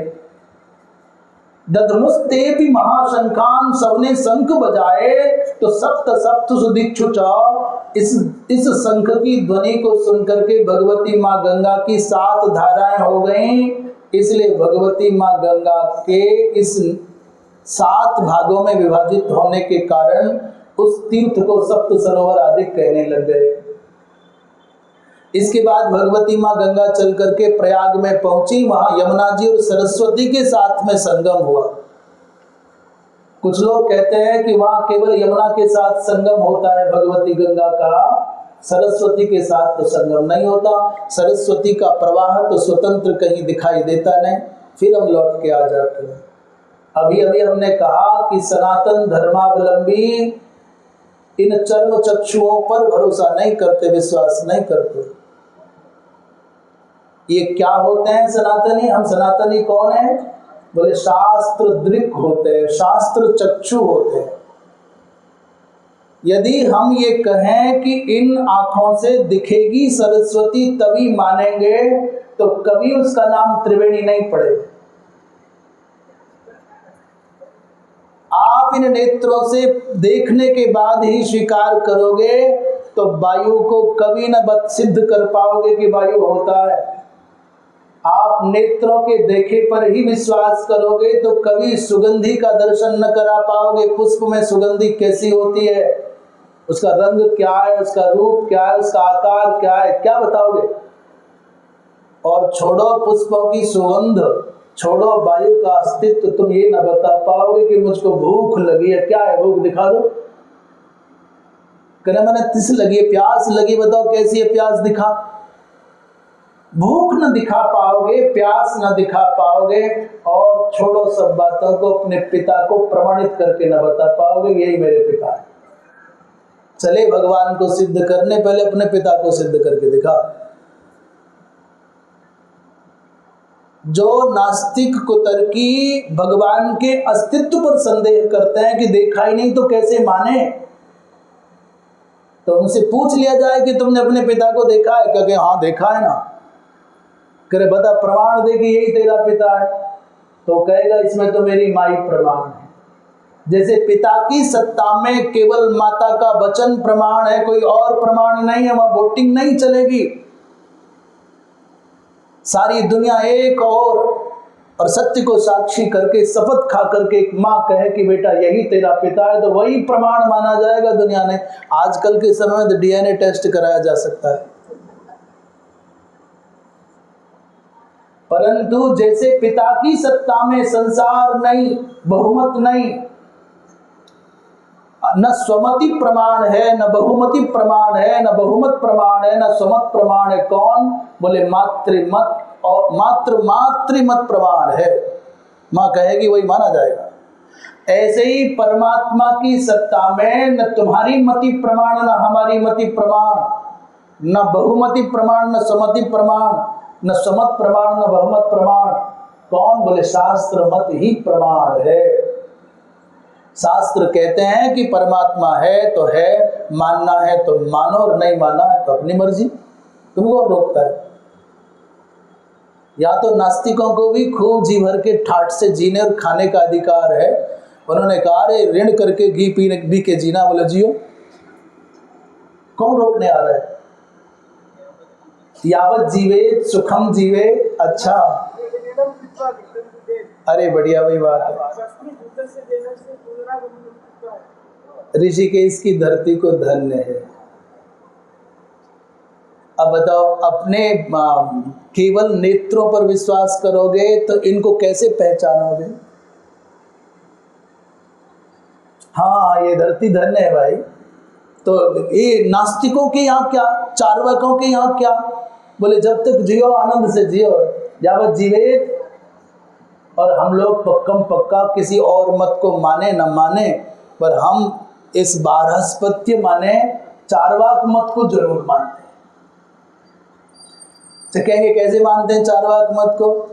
बोले 99, अभी गलत हो जाएगा, हम क्या पता कितना, पर 90% लोगों के जीवन में कुछ ना कुछ कार्ड चलता है। गाड़ी काय पर ले ली, क्या बोलते हैं, गाड़ी ले ली है जी, किस्तों पर ली है, EMI। हाँ, कुछ भी करते हैं क्या, किस्तों पर लिए है कि रिश्तों पर लिए है कि रस्तों पर लिए हुए हैं। मनुष्य का जीवन इसी में चल रहा है, कुछ किस्तों में, कुछ रिश्तों में, कुछ रस्तों में, ऐसे चल रहा है और उतने में पूरा हो जाता है। करे टीवी लिया है, कैसे? बोले वो हर महीने काट देते हैं। घर ले रहे हैं तो कर्ज करके ले रहे हैं, टीवी ले रहे हैं तो कर्ज करके ले रहे हैं, पता नहीं क्या क्या ले रहे हैं। ऋणम कृत्वा घृतम पिबेत वाला चलन आज व्यवहार में सबसे अधिक प्रमुख है। और चार्वाक शब्द का अर्थ भी है, चारु माने अच्छी लगने वाली बात जो करे। चार्वाक का मतलब है मनोनुकूल जो बोलने वाला है, जो आपको अच्छा लगता है वैसी बात करने वाला हो, और उसके ऊपर धार्मिकता का लेवल लगा हो, और वो कह दे कि दीपक भर जला दो, तुमको अश्वमेध यज्ञ का फल मिलना है, और वो कह दे मेरे नहाए हुए दूध को पी लो, खीर खा लो, तुमको सतखंड भेज देंगे। तो लोग कहते इतना बढ़िया खीर भी मिली फ्री में, और सतखंड में हमारा रिजर्वेशन भी हो गया। तो धार्मिकता के नाम पर कितना सुख हो गया। और तुम सनातनी कहोगे कि नहीं निर्जला एकादशी करना है, बोले भाड़ में जाए एकादशी और भाड़ में जाए सनातन धर्म। ये किए। कोई कह दे रे पाप हो गया, बोले पराग व्रत करना पड़ेगा, 12 दिन ऐसा करना पड़ेगा, चांद्रायण करना पड़ेगा, बोले भाई वो को नहीं हो सके। आप सनातन धर्म के सिद्धांतों के उन आदर्शों के पालन के लिए अनुशासन की, संयम की, दृढ़ता की बात करते हो, और कलयुगी प्राणियों को सुहाता नहीं है। मनमुखी लोगों को शास्त्रमुखी बातें सुहाती नहीं है। इसलिए चार्वाकों का जो प्रभाव है सैद्धांतिक, वो वर्तमान में स्पष्ट दिखाई देता है चारों ओर। बोली वृंदावन बिहारी लाल की।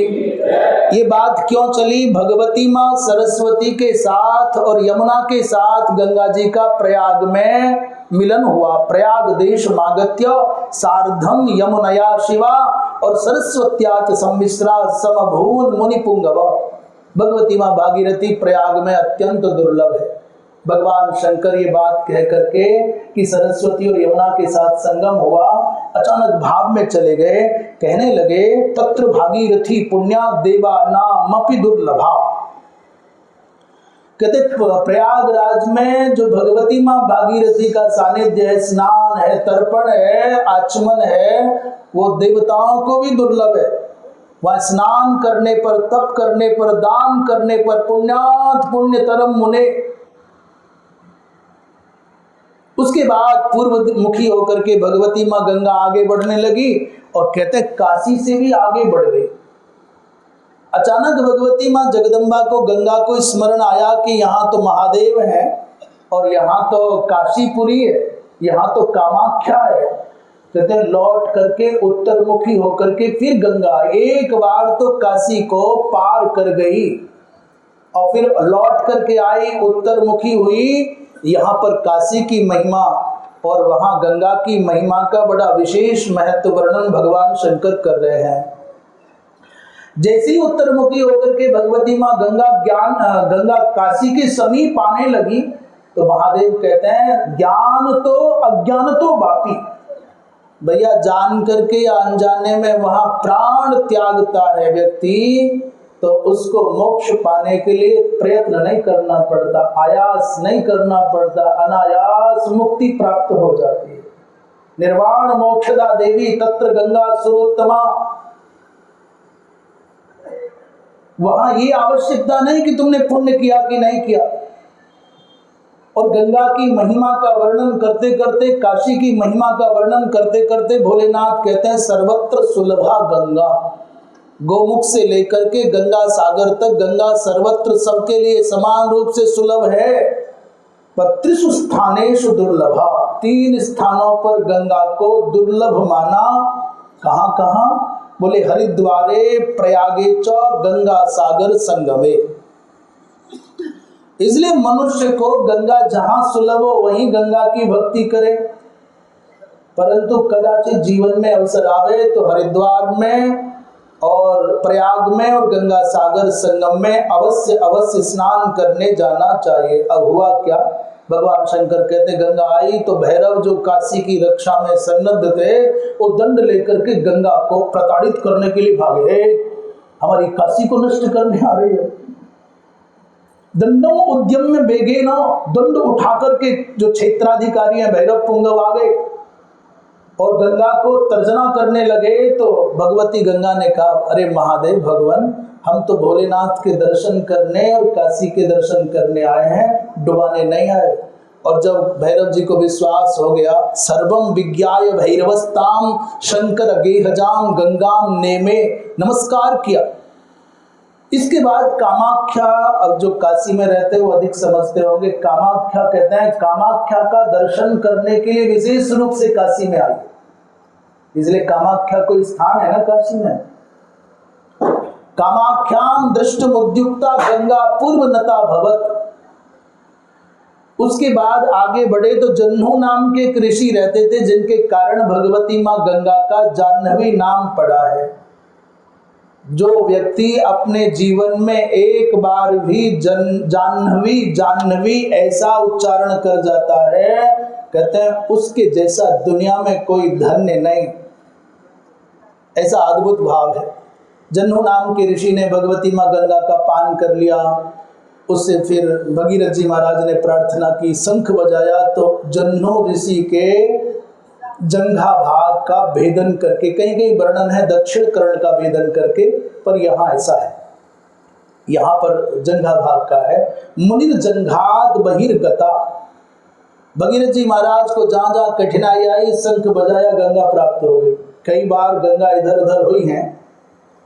बोलिए वृंदावन बिहारी लाल की।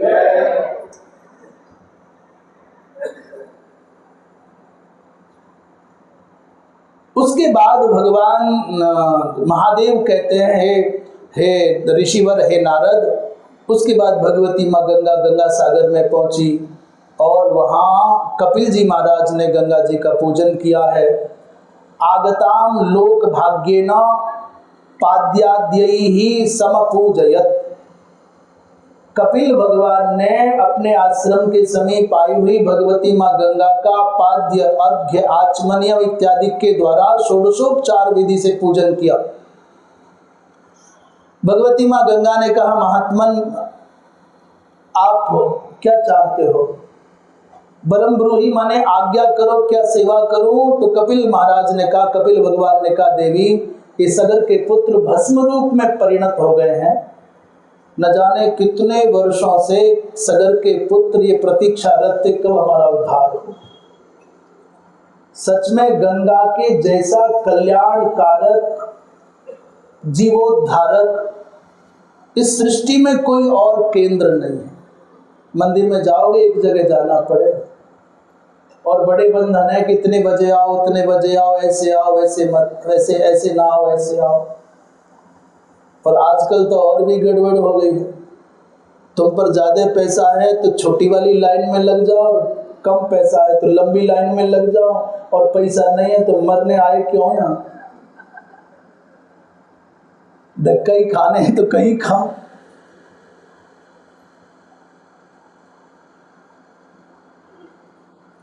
उन परिस्थितियों में जब मंदिरों की मर्यादाओं में आपको शिथिलता दे, बहुत बड़ी बात कह रहे हैं हम, और हमको ये पता नहीं ये बात कहनी चाहिए कि नहीं कहनी चाहिए, परंतु कह रहे हैं बहुत बड़ी बात।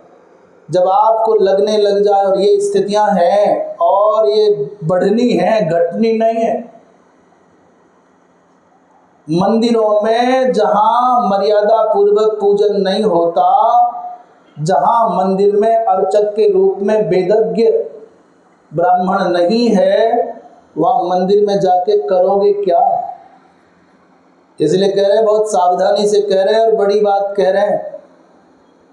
जहां जहां मंदिरों में वेदज्ञ वेद विधि के ज्ञान रखने वाले ब्राह्मण अर्चक नहीं है, हमें कहना तो यह है कि जहां पुजारी के रूप में ब्राह्मण नहीं है, जाके करोगे क्या? और आज की परिस्थितियां इतनी तीव्रता से बढ़ रही हैं कि सनातन के मौलिक सिद्धांतों पर चोट करना, प्रहार करना है, जान जान करके। कोई भी तिलक लगा देगा, तिलक लगाना कोई काम है क्या? कोई भी तुम्हारी पीठ पर थपकी मारेगा, थपकी मारना कोई काम है क्या? किसी को भी तुम कुछ पैसे देकर के मंदिर में पुजारी रख दोगे, कोई नौकरी है क्या? शास्त्र जिसकी अनुमति देना उसी को तो बिठाना होगा ना। पर अब तो गजब ये है कि बड़े बड़े धुरंधर प्रशिक्षण देने की बात कर रहे हैं सबको, जो ये मंत्र जान गया, श्लोक जान गया, उसको उठा करके नियुक्त कर दो। इसलिए जब ऐसी परिस्थितियों में सनातन की मर्यादाओं का पालन मंदिरों में होता हुआ न दिखे तो काहे मरे जा रहे हो? गंगा है ना सारी दुनिया के सामने साक्षात द्रवीभूत ब्रह्म, इससे बड़ा मंदिर कहाँ पाओगे, तीर्थ कहाँ पाओगे? ना लाइन में लगने का झंझट और ना ऐसा पैसा चुकाना कि टिकट कटाओ तब आएंगे। जब आओ तब प्रणाम करो, जैसे मनाए वैसे पूजन करो, नहाओ पियो, घाट पे सो जाओ। और ऐसी जगह दुनिया में कहीं नहीं मिलेगी। जो सबसे नीचे बैठना चाहेगा वो गंगा के सबसे समीप हो जाएगा। दुनिया में ऐसा देवता कहीं नहीं मिलेगा। जितना ऊंचा बैठने की चाह रखेगा उतना गंगा से दूर मिलेगा। बताना क्या कह दिया? बताओ क्या कहा? जितना ऊंचा बैठना चाहेगा, नहीं तो मेरे ऊपर वालों आसन चाहिए तो बरो। जितना नीचे बैठ पाओगे उतने गंगा के समीप जाओगे। ऐसा दुनिया में कोई देवता ना पाओगे। इसलिए प्रत्यक्ष भैया सनातन धर्म को इसलिए क्षति नहीं पहुंच सकती है। आडंबर आएंगे, ये प्रहार होंगे, पहली बार नहीं हो रहे, हजारों बार हो चुके हैं और हजारों बार होंगे। ये शासक अपने हिसाब से दुनिया को चलाने का दंभ भरते आए, भरते रहेंगे। पर सनातन धर्म इतना गहरा, इतना विलक्षण है कि इसका रंग किसी को लगेगा फीका हो गया पर मिटाया नहीं जा सकता।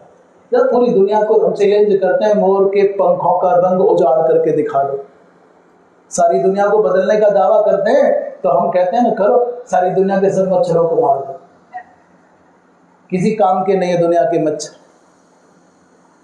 ये सनातन धर्म इतना गहरा है कि गंगा है ना, और क्या बताऊं आपको, इसी में भगवान शंकर की पूजा करो, इसी में भगवान गणेश की पूजा करो, इसी में भगवान विष्णु की पूजा करो। जल में ही प्रत्यक्ष माने ना सर्वम अपसु प्रतिष्ठितम, सामान्य जल में सबकी प्रतिष्ठा है। और ये तो साक्षात भगवान नारायण का द्रवीभूत सत्व है।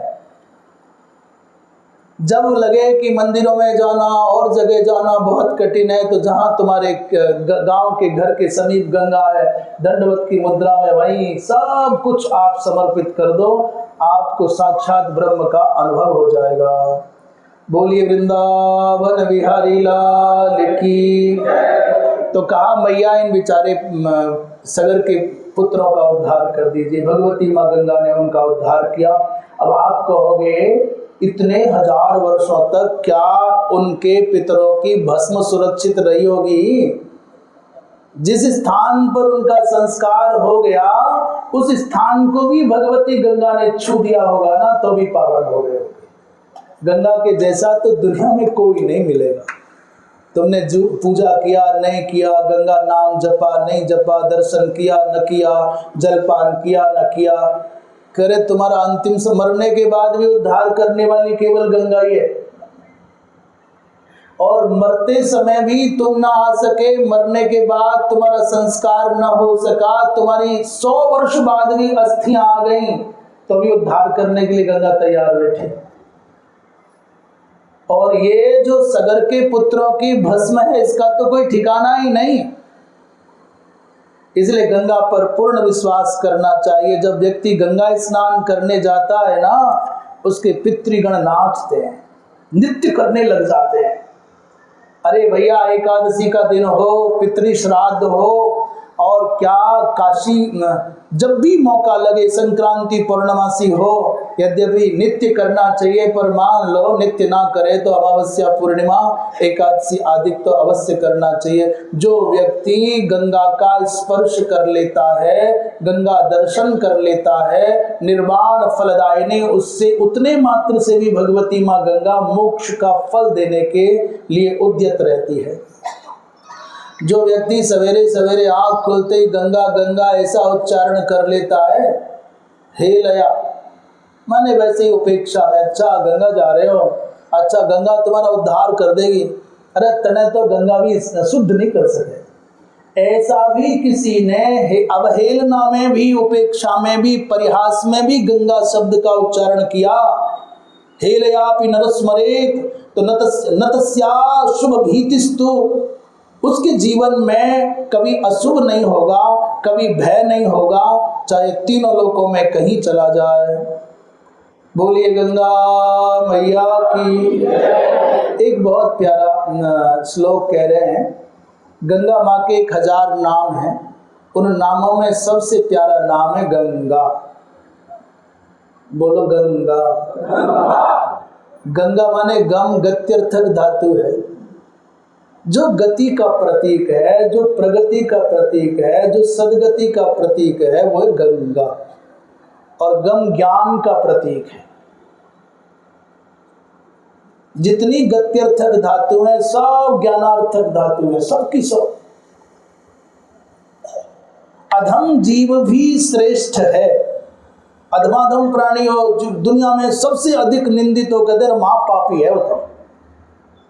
किसी किसी को लोग लगा देते ना, लेबल लगा देते, तमगा लगा देते, अरे माँ नीच है, भ्रष्ट है। कभी किसी मैया को, किसी भैया को लोग ऐसा बोलते हैं। मैं बड़े निवेदन के साथ में, बड़ी विनम्रता के साथ कहूँ, अधम से अधम प्राणी भी तब तक अधम है जब तक वो उठ करके खड़ा नहीं होना चाह रहा है।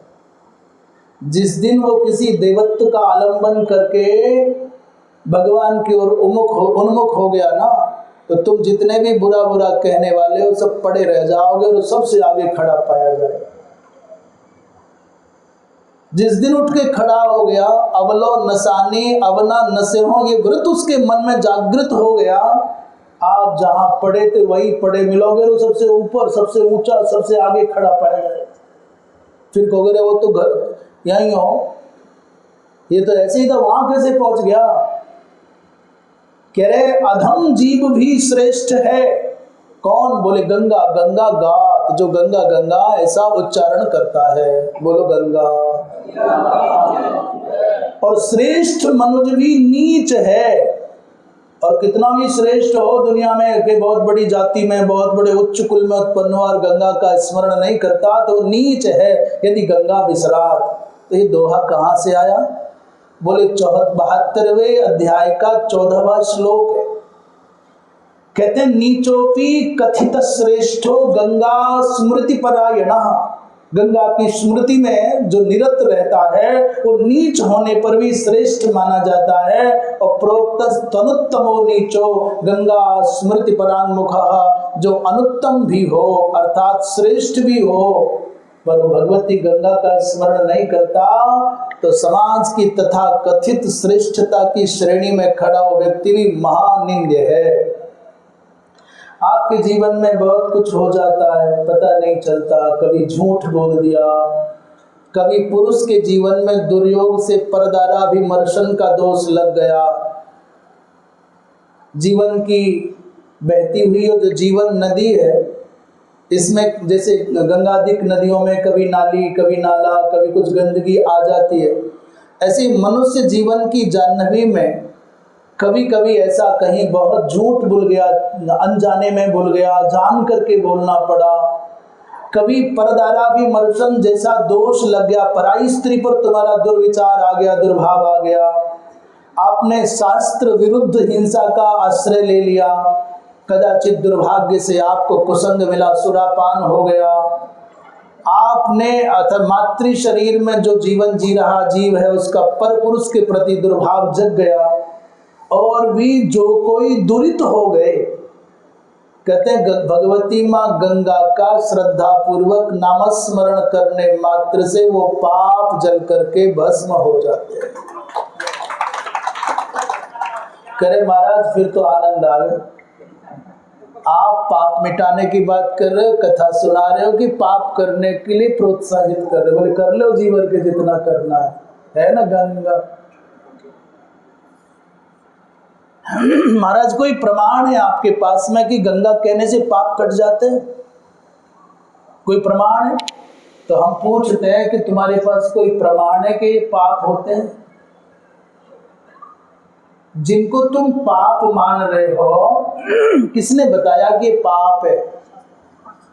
हाँ, पाप और पुण्य की व्यवस्था का निर्धारण शास्त्र करते हैं। जिन शास्त्रों ने कहा कि अमुक कर्म करने से पाप होता है, उन्हीं शास्त्रों ने पुरजोर कहा है कि ऐसा करने से पाप मिट जाता है। शास्त्रों को मानो तो पूरा मानो। गंगा उद्देश्य, गंगा को उद्देश्य करके जो व्यक्ति घर से चलता है ना, आप अपने कमरे से निकले, कहाँ जाओ? गंगा जाओ, एक एक पग पर। इसलिए अश्वमेध यज्ञ का फल पाना चाहते हो तो नंगे पांव जाना, जूता चप्पल पहन के नहीं जाना। इसलिए फिर हम बात कह दें, बालक वृद्ध और रोगी को छोड़ करके कह रहे, गौशाला में जाना हो तो चप्पल पहन के, गौशाला के परिसर में चप्पल नहीं पहनना चाहिए, मंदिर में चप्पल नहीं पहनना चाहिए, यज्ञ परिसर में चप्पल नहीं पहनना चाहिए। गंगा स्नान करने जाओ तो वाहन से जा रहे हो तो जहाँ वाहन छोड़ते हो कृपया अपने वाहन में ही अपने कुतर्क और अश्रद्धा बुद्धि को उसी वाहन में ही छोड़ दो। बड़ी पवित्र संपत्ति है ना। और वहीं अपने जूता चप्पल छोड़ दो, अपनी दुर्बुद्धि को जूता चप्पलों के साथ छोड़ दो, फिर पैदल पैदल नंगे पांव छोड़। हाँ, पदे पदे अश्वमेधा, कहते पितर नृत्य करने लग जाते हैं। गंगा नहाने जा रहा है, पापानी प्रलयायन्ते प्रपलायन्ते, और पाप तुम्हारे शरीर का परित्याग करके भागने लग जाते हैं। कृतज्ञ है, पहले इसने हमको जन्म दिया और अब ये गंगा स्नान करके हमको मार देगा, महाकृतज्ञ है।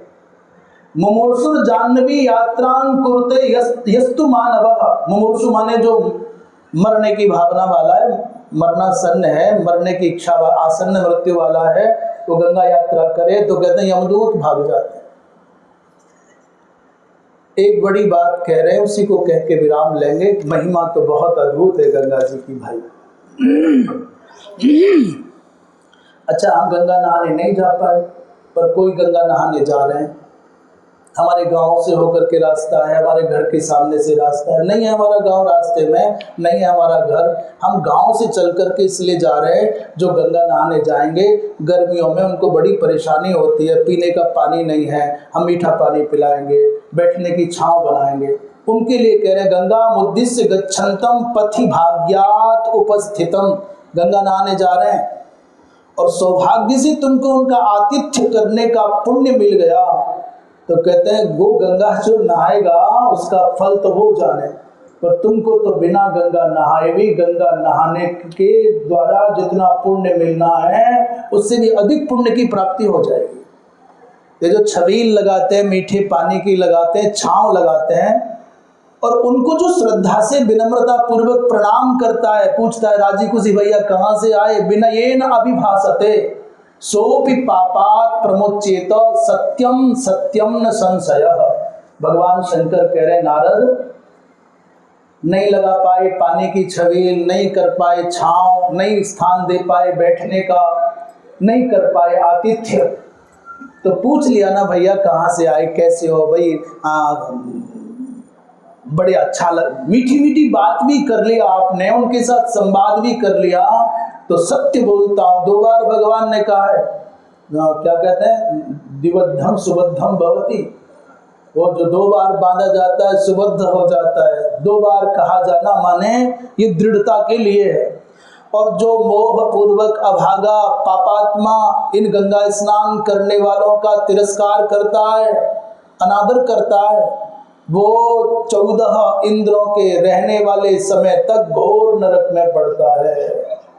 गंगा स्नान करने वालों का कभी निरादर नहीं करना, उनका कभी उपहास नहीं उड़ाना। आपसे जीवन में कोई दोष भी हो गए हैं, आपने कहीं कुआं बनाया, तालाब बनाया, कहीं घाट बनाया, एक घाट बना देते हैं ना, किसी का पैसा लगता है, कपड़ा बदलने का स्थान वो कहते हैं, आपके द्वारा कुआं बनाया, बापी बनाई, तड़ाग बनाया, गंगा स्नान करने जाने वालों को वहां स्नान करने का अवसर मिला, 2 पल रहने का अवसर मिला, ये जो सुविधाएं अनुकूलताएं मिली, उनको अनुकूलताओं को देने वालों के बारे में कह रहे हैं तस्य भाग्यम महत्तरम, उनसे बढ़कर के और भाग्यशाली कौन होगा। एक और सेवा है बड़ी गजब की, लोग नहाने जा रहे हैं, असक्त हो गए, नहीं चल पा रहे हैं, और आपने कहा बाबा आओ ना, मैं मेरी गाड़ी पर बैठ जाओ, मैं छोड़ देता हूं। सनातन धर्म कितना सूक्ष्म, कितना व्यावहारिक। कहते जो व्यक्ति स्नान करने जा रहा है, अशक्त हो गया जाने में गंगा, तो यानी ही प्रस्थापयेत वत्स, जो अपने साधन वाहन से उनको गंगा पहुंचा देता है, भोलेनाथ कहते हैं तस्य पुण्यम निबोध में, उसका पुण्य मुझसे सुन लो। नारद जी ने कहा महाराज क्या पुण्य होगा।